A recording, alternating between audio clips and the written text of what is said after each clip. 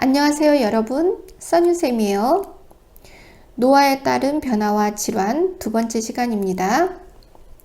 지난 시간에 8번 문제 설명했죠. 정답은 3번 저작장애로 인하여 음식을 씹기 어렵다인데 나머지 4개를 살펴볼까요? 지방의 흡수력이 증가하는 게 아니라 지방의 흡수력이 감소해서 기름기 있는 음식을 먹었을 때 설사를 할 수 있다고 했어요. 미래가 감소하여 신맛과 쓴맛에 대하여 둔하다가 아니라 신맛과 쓴맛을 잘 느껴서 신김치를 못 먹고 쓴약을 잘 못 먹게 되죠. 당내성이 증가하여 당뇨병에 걸리기 쉽다가 아니라 포도당을 세포 안으로 끌어들이는 능력이 감소하여 당뇨병에 잘 걸린다죠. 그래서 세포 안으로 들어가지 못한 포도당이 소변으로 빠져나가는 당뇨병에 걸리기 쉽게 되죠.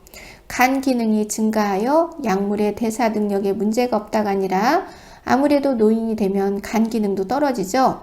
그렇기 때문에 간 기능이 감소하여 약물을 분해하고 버리는, 특히 분해하는 능력에 문제가 생기죠. 그래서 정답은 3번 저작장애로 인하여 음식을 씹기 어렵다입니다. 그래서 음식을 씹기 어렵기 때문에 노인들은 빨리 먹으라고 재촉하면 안 돼요. 그러면 살에 질식, 폐렴이 걸릴 수가 있기 때문이죠. 그리고 대강대강 씹어 먹으면 위염, 위궤양, 위장병에 시달릴 수가 있어요. 그러니까 인내심을 가지고 천천히 드시라고 하셔야 합니다. 9번에 위염의 비약물적 치료 방법으로 옳은 것은, 그러면 여기서 비라는 것은 아니다 라는 뜻이에요. 약을 쓰지 않고도 좋아지게 하는 방법을 찾으라는 거죠. 그래서 5번 하루 정도 금식을 하여 위의 부담을 덜고 구토를 조절한다. 우리가 소화가 안 될 때는 차라리 음식을 소화기에 주지 않고 굽는 것도 도움이 돼요. 금한다, 음식을.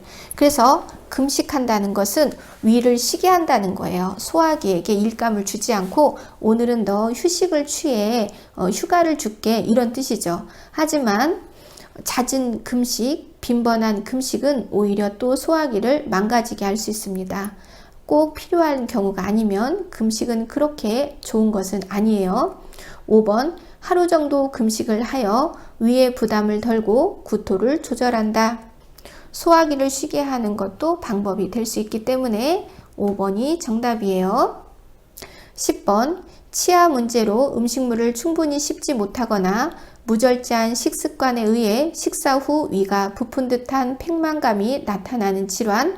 그러면 씹지 못하거나 이랬다 저랬다 하는 무절제한 식습관으로 가지면 누가 고생하냐? 우리 장기, 위가 고생하죠. 그래서 위가 고생해서 위에 염증이 생겨요. 그러니까 이 증자는 생략을 하는 거죠. 발음이 불편하니까. 그래서 정답은 1번 위염증이 아니라 위염이에요. 그러니까 증자는 생략이 되어 있는 거예요. 위염입니다.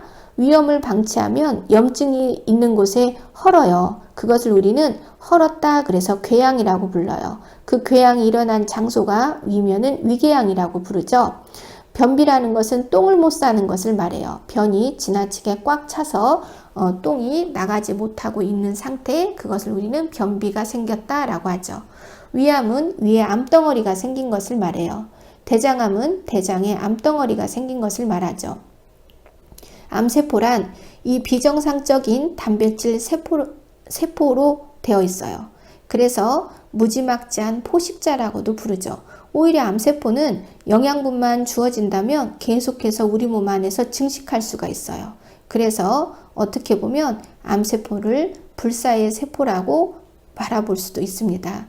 그래서 실제로 암세포를 갖다가 불사를 연구하는 의학자들이 많이 있어요. 11번에 다음 중 위염의 증상에 대한 설명으로 옳은 것은 위에 염증이 생긴 것이죠.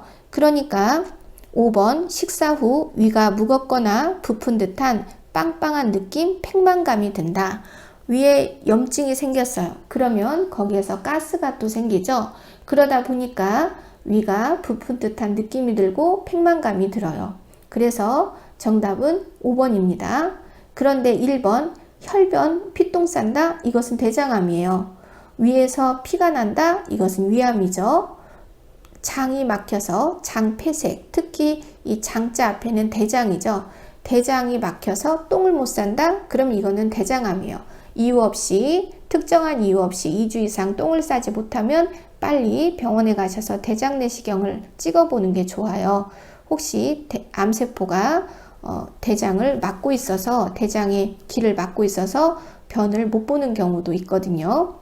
자, 새벽 1시, 2시에 발생하는 상복부의 불편감, 이것은 음식이 소화되고 나서 몹시 속이 쓰린데 그 자리가 염증을 뛰어넘어 폭패인 궤양이 생겼을 때 이런 증상이 나타나요. 그래서 이것은 위궤양이죠. 그러면 우리가 소화기의 질환의 그 진단명이 있어요. 일단 염증이란 표면에 염증이 생긴 것을 말하고요. 궤양은 헐었다라는 뜻이고요. 출혈은 혈관이 터져서 피가 새는 것을 말합니다. 중첩은 장이 꼬인 것을 말해요. 유착증은 근처에 비슷한 장기끼리 달라붙은 것을 말해요. 천공은 뚫을 천자에 구멍 공자, 빵꾸 났다 그러죠? 구멍 난 것을 말해요. 협착이라는 것은 그 안이 붓거나 해서 좁아진 것을 말해요. 달라붙기 직전까지 간 거, 그것을 협착이라고 하죠. 그리고 우리가 피부에 주름살이 생기는 것처럼 안에 장기도 늘어져요. 주름살이 생겨요. 그래서 그것을 개실이라고 합니다. 개실증. 그래서 개실이 가장 많이 생기는 곳은 식도개실, 대장개실. 식도와 대장이 잘 늘어져요. 음식이 지나가다가 한 방울, 음식이 지나가다가 한 방울. 그래서 이제 염증이 생겨서 오셔서 개실을 발견하는 경우가 있고요. 또 똥이 지나가다가 한 방울 떨어져요. 똥이 지나가다가 한 방울 떨어져요. 그래서 이제 염증이 생겨서 대장 개실을 발견하는 경우가 있습니다. 염증과 궤양 정도는 약물 치료로 어느 정도 해결을 할 수가 있는데 출혈이나 중첩이나 유착이나 천공, 협착, 개실은 수술대에 올라가야 되는 일이 생기죠.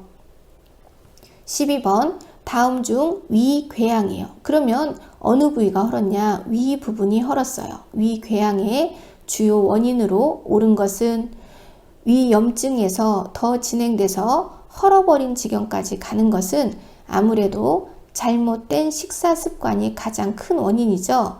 위를 잘 길들이지 못해서 위의 병이 깊어진 거예요. 그래서 정답은 4번 잘못된 식습관으로 인한 위점막 손상입니다. 다음 시간에 계속 이어지도록 하겠습니다.